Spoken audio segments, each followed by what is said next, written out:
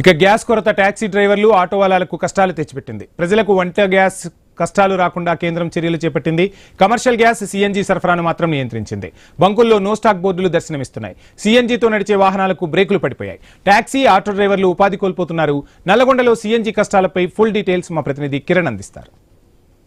Commercial gas నియంత్రణ నేపథ్యంలో చిన్న చిన్న హోటల్స్ మొత్తం మూతపడతా ఉన్నాయి. పెద్ద పెద్ద హోటల్స్ మాత్రం ఇక్కడ మెయింటెనెన్స్ కోసమైనా కట్టెల పొయ్యితో కూడా కాలం వెల్లదీస్తున్నటువంటి పరిస్థితులు అయితే మనం చూస్తా ఉన్నాం. ప్రస్తుతం అయితే మరికొన్ని రోజుల్లో ఎమర్జెన్సీ పరిస్థితులు రావచ్చనేటువంటి అంచనాలు అయితే కనబడతా ఉన్నాయి. ఎందుకంటే ఇప్పటికే గ్యాస్ దొరకడం లేదు.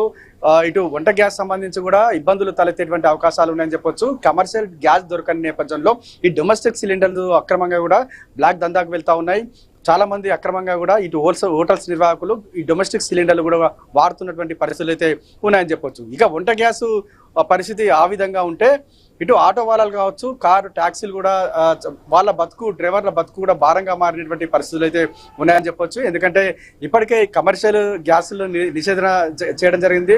అదేవిధంగా ఇటు సిఎన్జి గ్యాస్ సంబంధించి కూడా నియంత్రించడం జరిగింది. ఎందుకంటే వంట గ్యాస్కు ఇబ్బందులు తలెత్తకుండా కూడా కేంద్రం ఈ నిర్ణయం తీసుకుంది. ఆ నేపథ్యంలోనే ఎక్కువగా సిఎన్జి గ్యాస్ ఉపయోగించేటువంటి ఆటో వాళ్ళలు కావచ్చు, ఇటు ట్యాక్సీ కార్లు డ్రైవర్లు మాత్రం చాలా ఇబ్బందులు పడుతున్నటువంటి పరిస్థితులు మనం చూస్తా ఉన్నాం. ఎందుకంటే సిఎన్జి గ్యాస్ అంటే ఖర్చు తక్కువగా ఉంటుంది, ప్రాఫిట్ ఎక్కువగా ఉంటుంది. కానీ ఈ పరిస్థితుల్లో మాత్రం సిఎన్జి గ్యాస్ కొరత ఉన్నటువంటి నేపథ్యంలో ఖచ్చితంగా పెట్రోల్, డీజిల్ వాడాల్సినటువంటి పరిస్థితులు ఉన్నాయని చెప్పొచ్చు. ఈ నేపథ్యంలోనే ఈ ప్రస్తుతమైనటువంటి పోటీ ప్రపంచంలో ఇటు ఆటో వాళ్ళలు కావచ్చు, ఇటు కారు ట్యాక్సీ డ్రైవర్లు కావచ్చు, వాళ్ళ ఆర్థికంగా నష్టపోతున్నటువంటి పరిస్థితులు అయితే ఉన్నాయని చెప్పొచ్చు.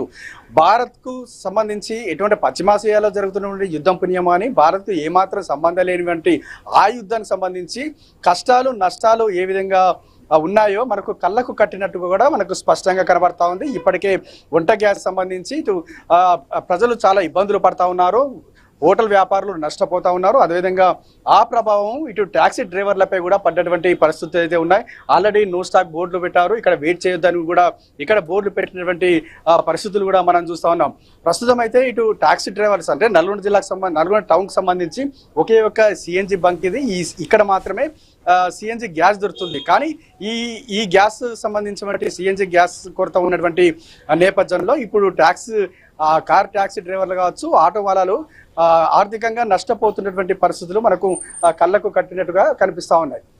ఇప్పటికైనా ఇటు కేంద్రం స్పందించి తమకు ప్రత్యామ్నాయ ఏర్పాట్లు చేయాలనేటువంటి డిమాండ్ ఇటు సామాన్య ప్రజలతో పాటు ఇక్కడ కారు ట్యాక్సీ డ్రైవర్ల నుంచి కూడా వినబడతా ఉంది. ఇది ఇక్కడ పరిస్థితి. కెమెరామెన్ రాజుతో కిరణ్ న్యూస్, నల్గొండ.